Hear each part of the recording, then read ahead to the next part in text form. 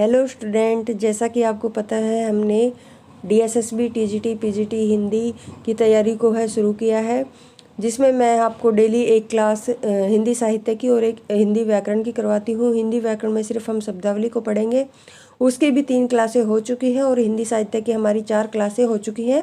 अगर आपने वो क्लासें नहीं देखी हैं तो प्लेलिस्ट में जाकर ज़रूर देखना। देखिए, मैं आपको यहाँ पर सिर्फ हिंदी साहित्य ही नहीं करवाती हूँ, बल्कि उसके साथ साथ हमारे जो जितने भी PYQ हैं उनको मैं वन लाइनर के रूप में करवाया है। जैसे भारतेंदु युग के मैंने कंप्लीट करवा दिए हैं। आज हम द्विवेदी युग है उसके PYQ को देखेंगे, जिससे आपकी तैयारी अच्छे से अच्छी हो सकती है। अगर आप इन क्लासों से जुड़ते हैं तो आपको हिंदी साहित्य कहीं और से पढ़ने की ज़रूरत नहीं पड़ेगी। तो इन क्लासों को आप ज़रूर देखिए सारा इतना सारा इकट्ठा मैटर है, आपको YouTube पर मुश्किल ही देखने को मिलेगा। तो इन क्लासों से जुड़कर आप अपनी तैयारी को अच्छा कर सकते हैं। और क्लासें पसंद आती हैं तो चैनल को शेयर और सब्सक्राइब ज़रूर करें। चलिए फिर आज की क्लास को हम शुरू करते हैं। हमारा जो द्विवेदी युग है उसके PYQ है। देखिए, इसमें पहला प्रश्न है हमारा, श्रीधर पाठक की जो रचनाएं, देखिए 4 रचनाएं दी गई थी, जिनमें से पूछा गया था कि कौन सी रचना श्रीधर पाठक की नहीं है, उसको मैंने नहीं लिखा। जो 3 रचनाएं हमारी श्रीधर पाठक की हैं वो है जगत, सच्चाई सार, कश्मीर सुषमा और भारत गीत। आगे है सही कथन। ये देखिए द्विवेदी युग है उसकी प्रवृत्तियों के बारे में पूछा गया था। तो इतिवृत्तात्मकता द्विवेदी युग की कविता की विशेषता थी, ये बिल्कुल सही है। मैंने आपसे पहले भी करवाया, ये इतिवृत्तात्मकता ये केवल द्विवेदी युग के लिए ही प्रयुक्त होता है। इस शब्द को आप अच्छे से याद रखेंगे। आगे है राष्ट्रीय सांस्कृतिक चेतना इस युग की कविता का क्या है, मुख्य स्वर रहा है। साकेत में रामचरित काव्य के द्वितीय श्रेणी के चरित्रों में परिगणित होने योग्य ही बन सका है। ये किसने कहा, नंद दुलारे वाजपेयी ने। साकेत का अर्थ होता है अयोध्या, और साकेत में उर्मिला प्रधान चरित्र है। उसका नायक लक्ष्मण से वियोग एवं वियोग में उसकी अधीरता के साथ साथ धैर्य प्रमुख वर्ण विषय रहा है। आगे है अयोध्या सिंह उपाध्याय हरिओद की कृति प्रिय प्रवास में राधा का परंपरा से एक भिन्न रूप भी है। वह कौन सा है, वो है समाज सेविका का। हरिओद के 3 प्रबंध काव्य, देखिए प्रबंध काव्य पूछे गए हैं तो 3 है हमारे, प्रिय प्रवास 1914 ईस्वी, पारिजात 1937 ईस्वी, वैदेही वनवास 1940 ईस्वी। ये तीनों क्या है, हमारे प्रबंध काव्य है किसके, हरिओद के। देखिए प्रिय प्रवास का जो पहले नाम था वो क्या था, ब्रजांगना विलाप था। यह संपूर्ण काव्य संस्कृत के क्या है, वर्ण वृत्तों पर आधारित है। मैथिली शरणगुप्त के खंड काव्य, देखिए ऊपर थे हमारे प्रबंध काव्य 3 और नीचे है हमारे मैथिली शरणगुप्त के 3 खंड काव्य। देखिए वो हरिओद के थे, ये मैथिली शरणगुप्त के खंड काव्य हैं। कौन कौन से, पंचवटी, सिद्धराज और नहुस। नहुस मैंने आपसे पहले भी बताया कि हिंदी का पहला नाटक हमारा नहुस था, जो किसने लिखा था, भारतेंदु के पिता थे गोपाल चंद, उन्होंने लिखा था, जो गिरधर क्या है उपनाम से रचनाएं करते थे। तो उनका जो पहला नाटक था नहुस। और एक नहुस हमारी रचना किसकी है, मैथिली शरणगुप्त की, क्या है वो, खंड काव्य है। पंचवटी, सिद्धराज, नहुस। गुप्त जी ने बांग्ला कवि माइकल मधुसूदन दत्त की रचनाओं का मधुप उपनाम से अनुवाद किया। किससे, मधुप उपनाम से अनुवाद किया है। गुप्त जी ने मार्क्स की पुत्री जैनी पर जैनी नाम काव्य लिखा है। आगे है हमारा खड़ी बोली का महाकाव्य, क्या है, प्रिय प्रवास। ये पहला महाकाव्य है खड़ी बोली का। कौन सा, प्रिय प्रवास। जितने शर्म और जितनी सावधानी से यह संपादित हुआ, आज तक हिंदी का कोई और ग्रंथ नहीं हुआ। यह कथन बिहारी रत्नाकर के हमारे बिहारी रत्नाकर के जो रचयिता हैं कौन है, जगन्नाथ दास रत्नाकर है। हिंदी साहित्य महावीर प्रसाद द्विवेदी का सदा ऋणी रहेगा। व्याकरण की शुद्धता और भाषा की सफाई के प्रवर्तक द्विवेदी जी ही थे। ये किसने कहा, रामचंद्र शुक्ल ने कहा। आगे है महावीर प्रसाद द्विवेदी की प्रमुख रचनाएं। देखिए ये दे रखी, इनका सन भी आपको एक बार देख लेना है। देवी स्तुतिस्तक है ये हमारी 1892 ईस्वी। नैषध चरित्र चर्चा ये 1899 ईस्वी। नाट्यशास्त्र और संपत्ति शास्त्र, ये देखिए दोनों रचनाएं किसकी हैं, महावीर प्रसाद की है। कौन कौन सी, नाट्यशास्त्र 1912 ईस्वी, संपत्ति शास्त्र 1907 ईस्वी। रसज्ञ रंजन 1920 ईस्वी। वाग विलास हमारी 1930 ईस्वी। विचार विमर्श हमारी कब की है, 1931 की। श्याम नारायण पांडे के व्यक्तित्व और कृतित्व के बारे में सही कथन। देखिए 4 कथन दिए थे, गलत हमें बताना था। तो जो गलत था उसको मैंने नहीं लिखा है, जो सही कथन थे उनके बारे में देख लेते हैं। महाराणा प्रताप और अकबर के मध्य हुए ऐतिहासिक युद्ध पर आधारित हल्दी घाटी एक खंड काव्य है। क्या है? हल्दी घाटी एक खंड काव्य है। किसका? श्याम नारायण पांडे का। जौहर राजस्थान के इतिहास में लोमहर्षक आत्म बलिदान पर आधारित महाकाव्य है।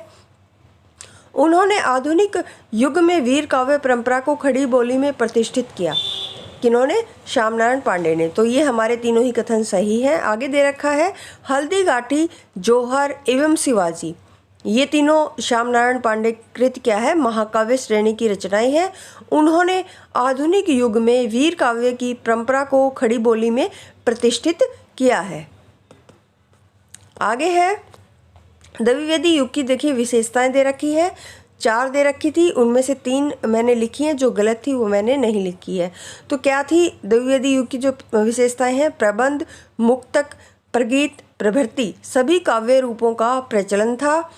काव्य भाषा के रूप में खड़ी बोली का अधिकाधिक प्रयोग, ये सही बात है, क्योंकि खड़ी बोली के लिए ही द्विवेदी युग को जाना जाता है। आदर्शवादिता और नैतिकता पर बल था। उर्मिला उताप रचना ही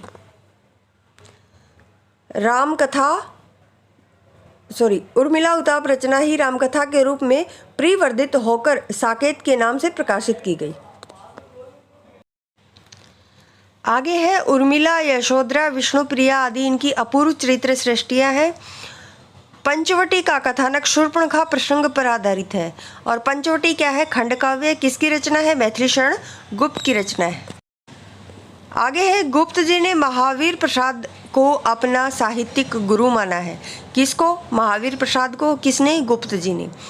वे धर्म में विशिष्ट द्वैतवादी, विचारों में गांधीवादी और साहित्य में अभिधावादी हैं। यह कथन मैथिली शरण गुप्त के विषय में किसने कहा? डॉक्टर बच्चन सिंह ने कहा। मैथिली शरण गुप्त ने 12 वर्ष की अवस्था में ब्रज भाषा में कनकलता नाम से कविता रचना आरंभ किया था। कितने वर्ष में? 12 वर्ष में। किसने? मैथिली शरण गुप्त ने। किस भाषा में? ब्रज भाषा में। कृषक क्रदन गया प्रसाद शुक्ल स्नेही की क्या है? काव्य कृति है। प्रकाश वर्ष की दृष्टि से आरोही क्रम बताना है तो देखिए भारत भारती 1912, साकेत 1931, यशोधरा 1932, जय भारत 1952 ईस्वी। ये रचनाएं मैथिली शरण गुप्त की हैं। देखिए ये महत्वपूर्ण रचनाएं हैं मैथिली शरण गुप्त की। वैसे तो काफ़ी रचनाएं हैं, लेकिन इनका जो सन है वो आपको याद करना ही होगा, क्योंकि ये रचनाएं पूछी जाती हैं कि क्रम के अनुसार लगानी आती है, तो इसलिए इनको आप याद रखेंगे। आगे है जगदम्बा प्रसाद मिश्र का उपनाम हितैषी है। क्या? जगदम्बा प्रसाद मिश्र का जो उपनाम है वो हितैषी है। इनकी रचनाएं हैं मातृगीता, कल्लोलिनी, वैकाली, दर्शना। ये क्या है? इनकी प्रमुख रचनाएं। आगे है प्रिय प्रवास के संबंध में सही तथ्य। तो देखिए 4 दिए गए थे, वही यहाँ पर जो सही थे वो मैंने लिख दिए हैं। प्रिय प्रवास जो है खड़ी बोली का पहला महाकाव्य है। इसके छंदों में क्या है? तुकांतता नहीं है। देखिए नहीं का ध्यान देना, इसके छंदों में क्या है? तुकांतता नहीं है और इसमें 17 सर्ग है। जन्म काल के अनुसार कवियों का सही अनुक्रम बताना है तो श्रीधर पाठक का 1858 ईस्वी, हरियोद का है 1865 ईस्वी, गया प्रसाद शुक्ल स्नेही का 1883 ईस्वी, राम नरेश त्रिपाठी का 1889 ईस्वी। तो इनका ये सही अनुक्रम है। आगे है हम राज्य लिए मरते हैं, सच्चा राज्य परंतु हमारे कृषक ही करते हैं। इस प्रसंग में उर्मिला का कौन सा विचार सही नहीं है? तो देखिए सामंती समाज में स्त्रियां मर्यादा के नाम पर घर की 4 दीवारी में कैद होती हैं। दूसरा है किसान स्त्रियां अपने पतियों के साथ स्वतंत्रता पूर्वक विचरण करती हैं। तीसरा है किसान राज समाज से अधिक सुखी है। या फिर चौथा है हमारा राज्य सुख भाग्यशाली लोगों को प्राप्त होता है। ये हमारा क्या है? विचार सही नहीं है, जो नंबर 4 पे है।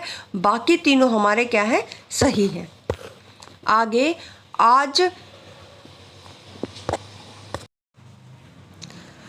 आज रात इससे प्रदेशी चल कीजिए विश्राम, यही जो कुछ वस्तु कुटी में मेरे ग्रहण संकोच नहीं। किसकी है ये पंक्तियाँ? श्रीधर पाठक की है। कहाँ से ली गई है? एकांतवासी योगी से ली गई है। ठीक है। आज रात, ये देखिए रात लिखा गया है, इससे आज रात इससे प्रदेशी चल कीजे विश्राम, यहीं जो कुछ वस्तु कुटी में मेरे ग्रहण संकोच नहीं। किसकी पंक्ति है? श्रीधर पाठक की पंक्तियां हैं। कहाँ से ली गई है? एकांतवासी योगी से ली गई है। आगे है जगन्नाथ दास रत्नाकर की रचनाएं कौन सी है? उद्धवस्तक इंपॉर्टेंट रचना है ये। उद्धवस्तक, रत्नाष्टक, सम आलोचना दर्श, ये तीनों रचनाएं किसकी हैं? जगन्नाथ दास रत्नाकर की हैं। पथिक किसका काव्य संग्रह है? तो ये है हमारा राम नरेश त्रिपाठी का। और देखिए श्रांत पथिक है वो किसका था? श्रीधर पाठक का। पथिक किसका है? राम नरेश त्रिपाठी का। आगे है श्रीधर पाठक ने ब्रज भाषा में अनुवाद किया किसका? उज्जड़ ग्राम। आगे है गौतम बुद्ध की पत्नी के उज्जवल चरित्र के अंकन के लिए मैथिली शरण गुप्त ने किस ग्रंथ की रचना की? देखिए मैंने पीछे आपको समझाया था किसकी? यशोधरा की। आगे मनोविनोद भाग 1, 2, 3 की किसकी रचना है? यहाँ पर देखिए किसकी आएगा? मनोविनोद भाग 1, 2 की रचना किसने की? तो किसने की थी? श्रीधर पाठक ने की थी। हल्दी घाटी नामक महाकाव्य की रचयिता कौन है? श्याम नारायण पांडे। पीछे मैंने आपसे बताया था। आचार्य रामचंद्र शुक्ल ने प्रिय प्रवास की किस विशेषता का उल्लेख नहीं किया? नहीं पूछा गया है तो देखिए 4 कथन दे रखे थे। अधिकतर पदों में बड़े ढंग से हिंदी अपनी चाल पर चलती दिखाई दी। दूसरा है इसकी कथावस्तु एक अच्छे प्रबंध के लिए पर्याप्त है। तो ये हमारा क्या है? कथन सही नहीं है। बाकी तीसरा है यह काव्य अधिकतर भाव व्यंजनात्मक और वर्णनात्मक है।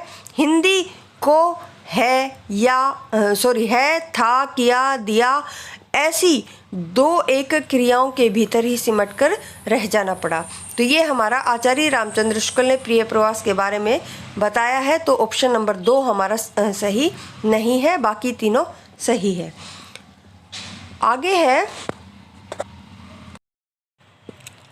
आगे है भालों में रण झनकार अभी, लटकी कटी में तलवार अभी, भोले पर में ललकार अभी, आँखों में है अंगार अभी। यह पंक्ति श्याम नारायण पांडे की है जो प्रज्ञा प्रभाव से ली गई है। आगे है आधुनिक काल में काव्य की भाषा क्या थी? तो खड़ी बोली थी। अयोध्या प्रसाद खत्री ने सन 1888 में खड़ी बोली आंदोलन पुस्तक से काव्य में क्या है? खड़ी बोली का सूत्रपात किया। आगे है प्रिय प्रवास का जो वर्ण विषय था वो क्या था? कृष्ण का मथुरा प्रवास था। रसकलश ब्रज भाषा में रचित एक रीति ग्रंथ है। क्या है? रीति ग्रंथ है। मैथिली शरण गुप्त का कृष्ण काव्य है क्या?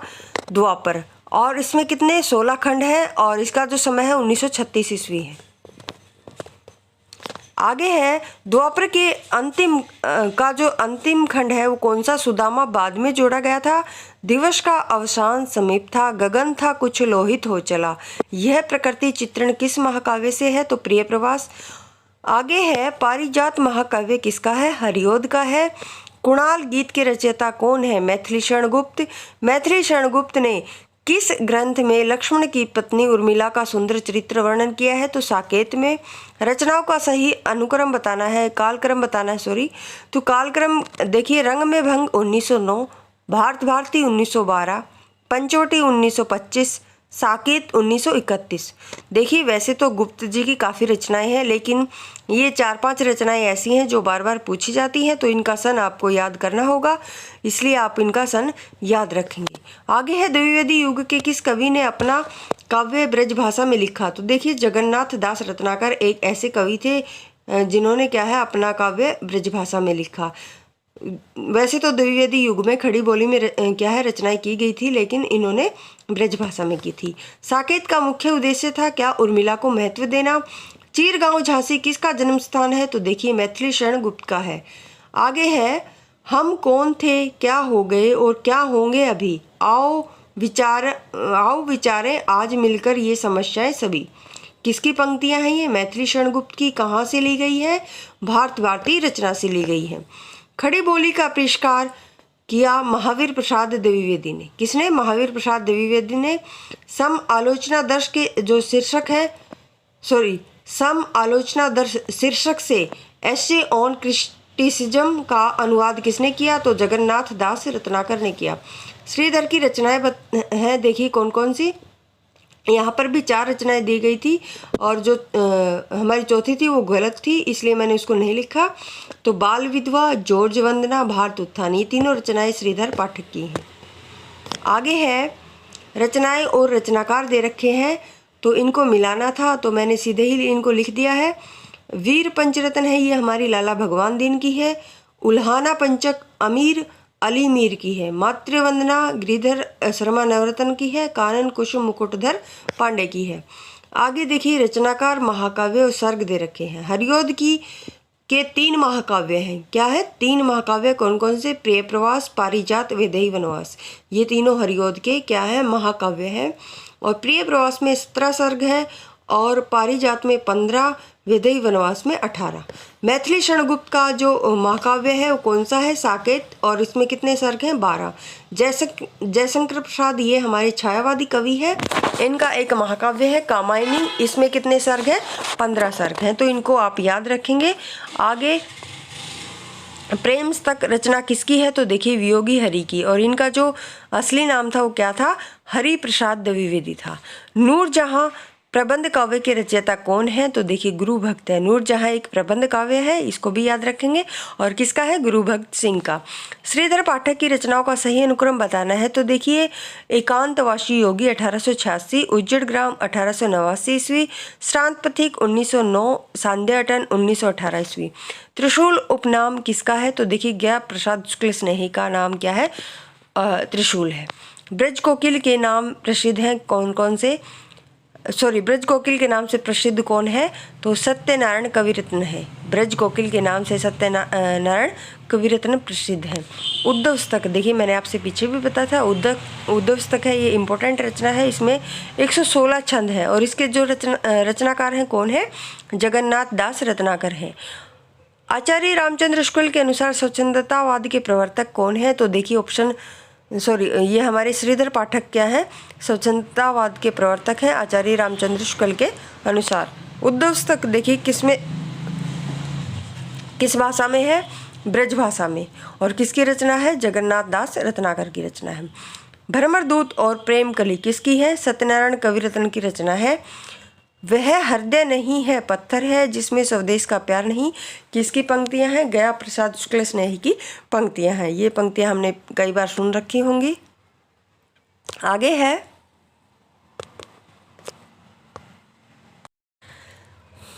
हमारा कवि सत्सईकार है कौन? वियोगी हरि। हरियोद का प्रमुख काव्य ग्रंथ है पद्य प्रसून। देखिए इसमें भी 4 ऑप्शन दिए गए थे, तो हमें एक छांटना था, तो पद्य प्रसून है ये हरियोद का प्रमुख काव्य ग्रंथ है। कविता करके तुलसी न लसे, कविता लसी पा तुलसी की कला, तुलसीदास जी के लिए किसका कथन है? तो हरियोद का ये कथन है हमारा। ये प्रसिद्ध हमारी पंक्तियां हैं, इनको आप याद रखेंगे। आगे है ज्ञान राशि के संचित कोश का नाम साहित्य है, ये किसने कहा? महावीर प्रसाद द्विवेदी ने। यदि द्विवेदी जी न उठ खड़े होते तो जैसे अत्यवस्थित व्याकरण विरुद्ध और ऊट पटांग भाषा चारों ओर दिखाई पड़ी थी, उसकी परंपरा जल्दी न रुकती, ये किसने कहा? रामचंद्र शुक्ल जी ने। सच्चा प्रेम वही है जिसकी तृप्ति आत्म बलि पर हो निर्भर, त्याग बिना निष्प्राण प्रेम है, करो प्रेम पर प्राण निछावर, ये किसकी पंक्ति है? रामनरेश त्रिपाठी की पंक्तियां हैं। मैथिली शरणगुप्त कृत यशोधरा एक क्या है? चंपू काव्य। अति महत्वपूर्ण है, क्या है? यशोधरा चंपू काव्य है। चंपू काव्य वो होता है जिसमें गद्य और पद्य दोनों मिश्रित होते हैं। जकी उपनाम से प्रसिद्ध कवि हैं कौन? जगन्नाथ दास रत्नाकर। ऊठ जाग मुसाफिर भोर भई, अब रैन कहाँ जो सोवत है, किस अवधि सम्राट कवि की रचना है? तो देखिए ये हमारी वंशीधर शुक्ल की रचना है। उठो सोने वालों सवेरा हुआ है, कदम कदम बढ़ाए जा, खुशी के गीत गाए जा, ये जैसी कालजयी रचना का सृजन करने वाले कौन है? वंशीधर शुक्ल। देखिए ये प्रसिद्ध हमारी पंक्तियां हैं। कदम कदम बढ़ाए जा, खुशी के गीत गाए जा, उठो सोने वालों सवेरा हुआ है, ये किसकी रचनाएं हैं? हमारी वंशीधर शुक्ल की रचनाएं हैं। डॉक्टर रसाल का ब्रज भाषा काव्य है, तो उद्धव स्तक। धाराधर धावन शीर्षक से कालिदास की मेघदूत का अत्यंत सरस पद्यबद्ध अनुवाद किसने किया था? तो देखिए ये किसने किया था? देवी प्रसाद पूर्ण ने किया था। कविता प्रभावशाली रचना है जो पाठक या क्या है श्रोता के मन पर आनंददायी प्रभाव डालती है। काव्य के संबंध में यह विचार किसके हैं? तो देखिए महावीर प्रसाद द्विवेदी के ये विचार हैं। राम तुम्हारा चरित स्वयं ही काव्य है, कोई कवि बन जाए सहज संभाव्य है। यह किस कवि ने कहा? तो देखिए मैथिली शरण गुप्त ने कहा। तुम ही अन्नदाता भारत के सचमुच बैल राज महाराज, ये किसने कहा? महावीर प्रसाद द्विवेदी ने। हिंदी के व्याकरण की शुद्धता और भाषा की सफाई का प्रवर्तक किसे माना जाता है? तो देखिए महावीर प्रसाद द्विवेदी को माना जाता है। द्विवेदी युग में समस्या पूर्ति का केंद्र था। तो देखिए कानपुर जो था ये हमारा क्या था? समस्या पूर्ति का केंद्र था। कवि सम्राट की उपाधि दी गई है किसको? हरियोध को। हिंदी में स्वच्छंदता शब्द का सर्वप्रथम प्रयोग किसने किया था? तो मुकुटधर पांडे ने किया था। इस शब्द का प्रयोग किसने किया था? मुकुटधर पांडे ने। किस साहित्यकार ने राष्ट्र मातृभूमि को सगुण मूर्ति सर्वेश की कहकर वंदना की है? तो देखिए मैथिली शरण गुप्त ने। कविता कौमुदी संग्रह रामनरेश त्रिपाठी का है, 8 खंडों में विभक्त है और इसमें हिंदी और उर्दू की कविताएं हैं। बांग्ला और संस्कृत की कविताओं को भी इस संग्रह में सम्मिलित किया गया है। इसके एक भाग में क्या है? ग्राम गीतों का संग्रह भी है। किसमें? कविता कौमुदी में। किसकी है? रामनरेश त्रिपाठी की। कितने खंड है? 8 खंड है। कौन कौन सी भाषा की कविताएं हैं? हिंदी और उर्दू की। बांग्ला और संस्कृत की कविताएं भी हैं और इसका एक भाग में क्या है? ग्राम गीतों का संग्रह है। आगे देखिए, चींटी से लेकर हाथी पर्यंत, पशु भिक्षु से लेकर राजा पर्यंत, मनुष्य बिंदु से लेकर समुद्र पर्यंत, जल अनंत, आकाश अनंत, पृथ्वी अनंत, पर्वत सभी पर क्या है? कविताएं हो सकती हैं। ये कथन किसने कहा? तो ये महावीर प्रसाद द्विवेदी ने कहा। भारत भारती की रचना का उद्देश्य देखिए अतीत से प्रेरणा ग्रहण करना था, वर्तमान को सार्थक करना और भविष्य का निर्माण करना। ये हमारे भारत भारती के क्या थे? उद्देश्य थी। हरियोधकृत कौन से महाकाव्य से संस्कृत छंदों का प्रयोग हुआ है? तो देखिए प्रिय प्रवास में संस्कृत छंदों का प्रयोग किया गया है और किसकी रचना है? हरियोध की रचना है। ये क्या है? एक महाकाव्य है। कितने सर्ग हैं इसमें? 17 सर्ग हैं। ऐसे आपको याद करना होगा इसके बारे में। राष्ट्र कवि की उपाधि मिली किसको? गुप्त जी को। द्विवेदी युग को जागरण काल किसने कहा? तो नगेंद्र ने कहा। दिवस का अवसान समीप था, गगन था कुछ लोहित हो चला। देखिए ये जो हमारी लाइन है कई बार पूछी गई हैं, तो इनका याद रखना। ये प्रिय प्रवास से ली गई है और किसकी है? हरियोध की ये लाइनें हैं। आगे है माइकेल मधुसूदन दत्त कृत मेघनाथ वध का हिंदी में अनुवाद किसने किया था? तो गुप्त ने किया था। काव्य मंजूषा के रचयिता महावीर प्रसाद द्विवेदी हैं। रामनरेश त्रिपाठी की रचनाएं पथिक, स्वप्न मिलन। देखिए जो श्रांत पथिक है वो हमारी किसकी रचना है? मैंने आपसे बताई थी किसकी है? श्रीधर पाठक की। लेकिन पथिक रचना है ये रामनरेश त्रिपाठी की है। आगे है शुक्ल के अनुसार गुप्त जी एक सामंजस्यवादी कवि हैं। मैथिली शरण गुप्त की जो अनुदित रचनाएं हैं कौन कौन सी है?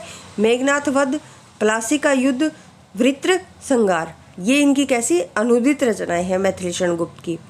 मेरे चपल यौवन बाल, अचल अंचल में पड़ा सो मचल कर मत साल। ये किसकी है पंक्तियां? ये मैथिली शरण गुप्त की पंक्तियां हैं। आगे है